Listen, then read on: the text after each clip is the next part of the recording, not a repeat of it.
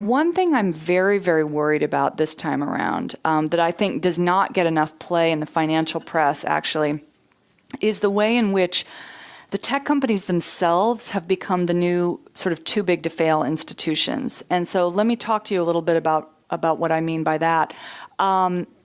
If you think about the way an Apple or a Google spends its money, a lot of the cash that they have on hand, which, as we've already talked about, they simply don't need to invest in Main Street because, that's not the business model. They're not building factories. They're not employing that many people. They're using a lot of software and free data input. So the investment model is different. So they have all this cash. Well, what do they do with it? They buy the debt of other companies. So when lots of companies go and offer bonds on the open market, they're now being bought by Apple or Google. And so in some cases, big tech firms are underwriting 30, even 50% of new corporate debt offerings.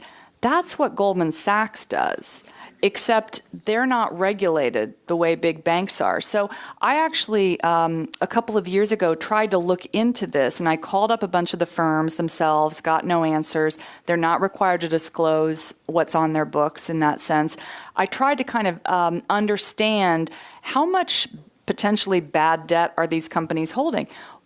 I don't know. It's impossible to know. But what we do know is that there is a record amount of corporate debt out there in the world right now, and that most people that study the markets, myself included, think that the next financial crisis is going to come not from a big bank, but from a corporate debt bubble bursting. Yeah. And that's all part of this, again, this kind of unproductive, unholy alliance between the financial markets, Wall Street, and Silicon Valley.